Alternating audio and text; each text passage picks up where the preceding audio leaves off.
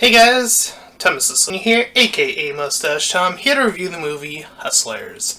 So, this movie is based off of a true story, which is also a thing that I appreciate when these true stories come to light, if it is based off of a true story. I know that in every circumstance that isn't always necessarily true, but I'm always willing to take a look regardless. So, this movie takes place a few years back in the 2007-2005 era, or at least that's when it starts, following this young lady by the name of Dorothy, and she is a pole dancer, and she gets introduced to the world of pole dancing through these other ladies. One particular takes her in, tries to show her the ropes of what you do, how to get in the men, and essentially how to, well, as the movie suggests, hustle them.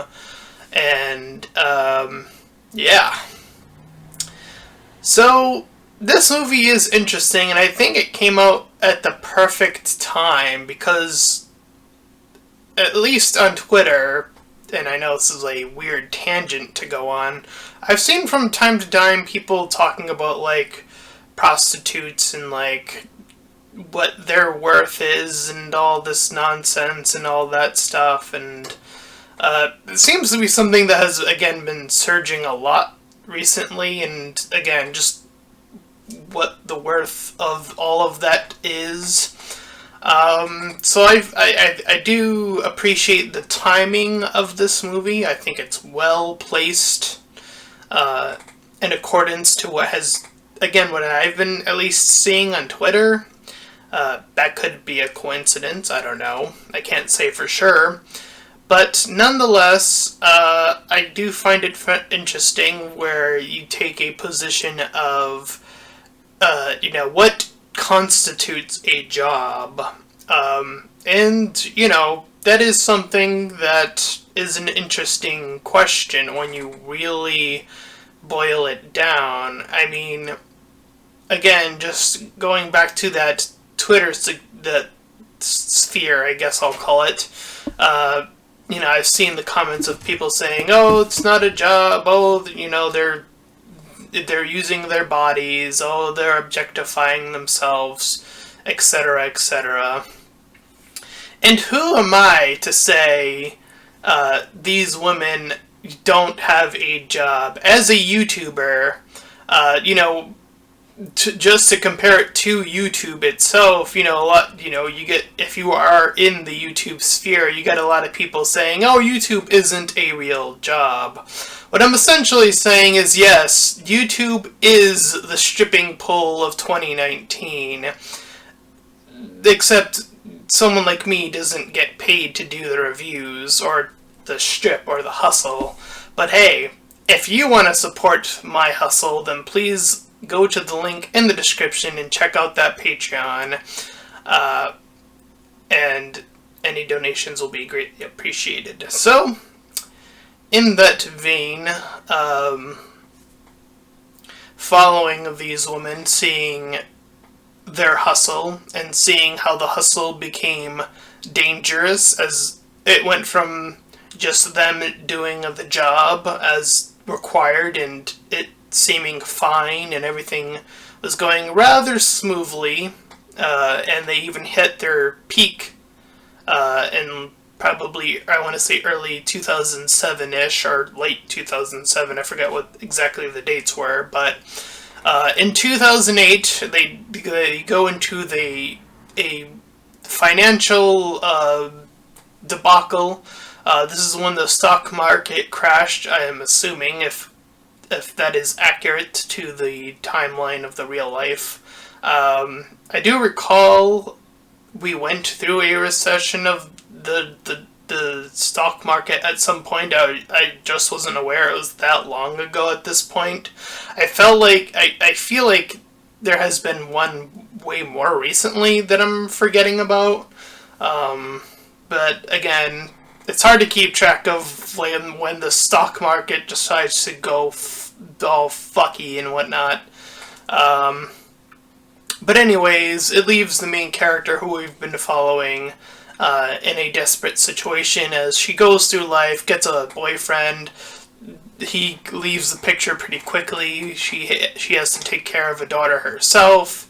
And when she goes to apply for a job, the realest experience I think I've ever seen in a movie happens where she goes for the job of a retail position, and and the woman there wants her to have already retail, experience, and yeah, that is so real life. That is so still 2019 of, oh, you want this job, you have to have this specific training, but where do you get that training? It's not like there are many jobs that are entry level. There's not a lot of those, which is actually what terrifies me and makes me think that this whole thing is gonna burn in my face and I'm gonna, live the sad life. And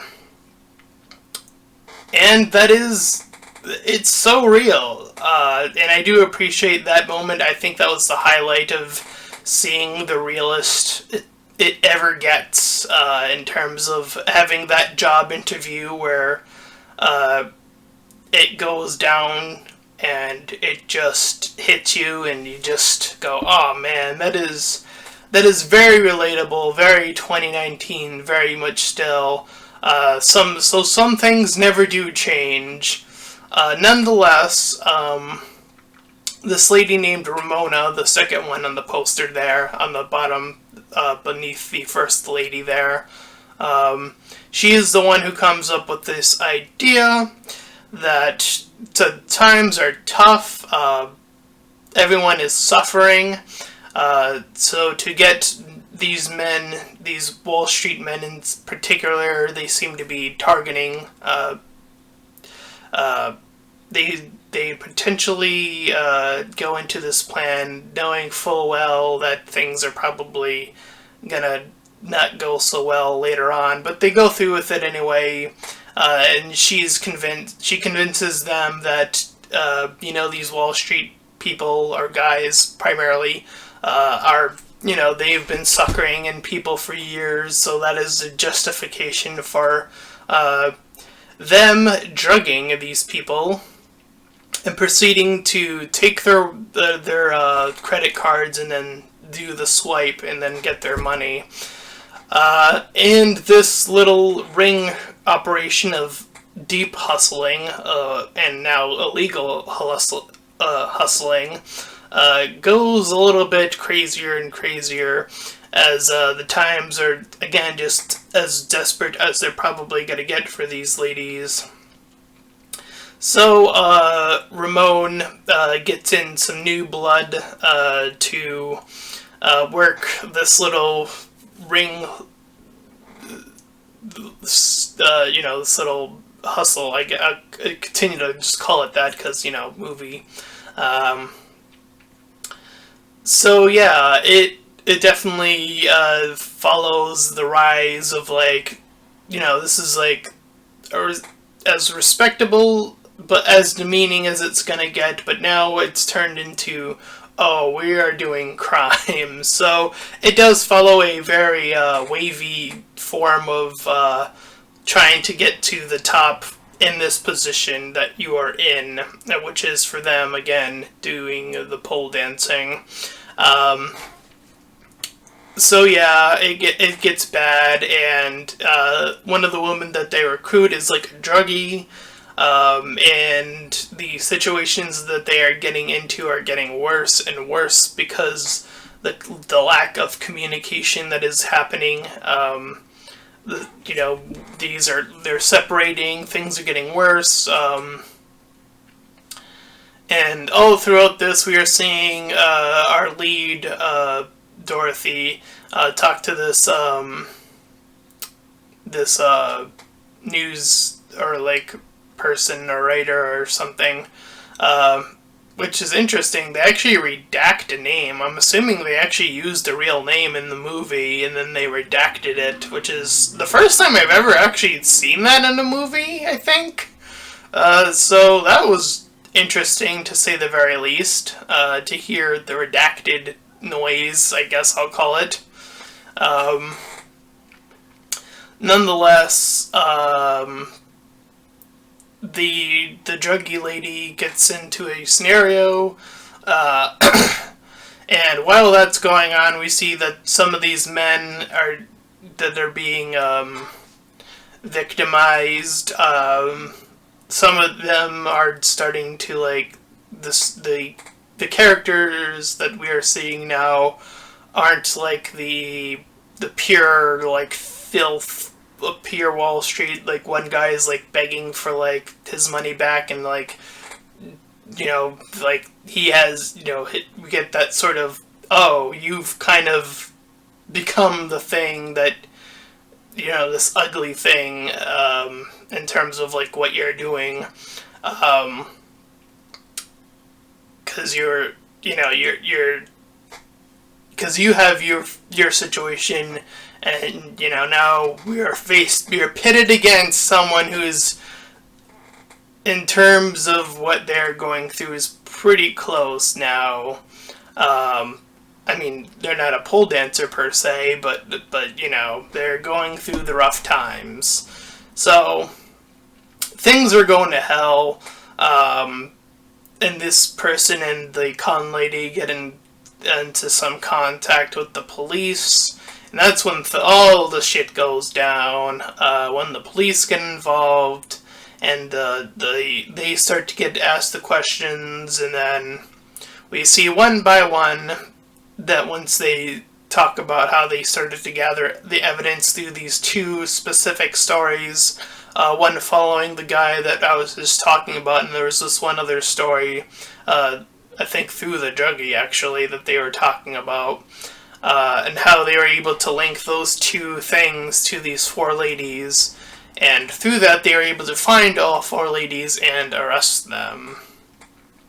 And according to the film, the woman in the second bar there, Ramon, faced the longest period of time, which was just 5 years, and the other two at the bottom there did, like, some community service, and then the woman at the top, when she pleaded guilty, and when she talked about being roped into this scenario and all that stuff, she was let off. So yeah, there is that. So yes, we go through that, and we end the movie with them sort of going through the after motions of, like, oh, is Dorothy gonna make contact with Ramon, because she talks about, like, how she was always looking after Dorothy even after the time that they were apart. And we see this last little interview section with Ramon, how she talks about how the entire world is like the stripper club. It is one big hustle where somebody's trying to sell you something, and then the other person is always in the buying zone. And it closes off on that. So, from a narrative standpoint, you know, however close this is to the real life situation, if it is such, you know, it is a interesting story. And again, I do think it came out in a pretty good time. And, you know, you're going to get, I assume that there's probably going to be a very much backlash against this movie in terms of the job, and not so much, you know, because again, just from what I've seen from Twitter, that's kind of the vibe I'm getting. But I did enjoy it from a story perspective.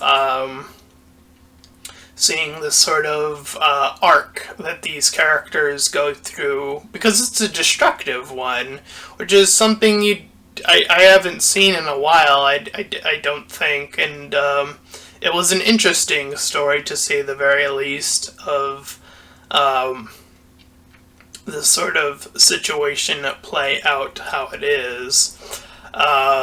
So yeah, uh, you know, that is what it is. So I enjoyed this movie for what it offered, and it did provide some insight, which is interesting when a movie does that. It kind of reminds me of the movie Magic Mike, which is like the guy prostitute dancers, except that is just more about them dancing, and there's like a lot less story per se. So it's kind of like that, but with women, doing the dancing, obviously, and there's a lot more of a story and a lot more of a set progression because it's going through characters' lives, and so on and so forth. So I do think that this is an interesting story to tell. Again, I would give this movie a solid 7 out of 10 on the basis of that and that alone. So if you did enjoy my review, then please feel free to like, comment, and subscribe. Also make sure to check out those links in the description. One will head you over to my Discord server, the other to my Patreon page. Any donations are desperately needed. And until next time, everyone, bye-bye!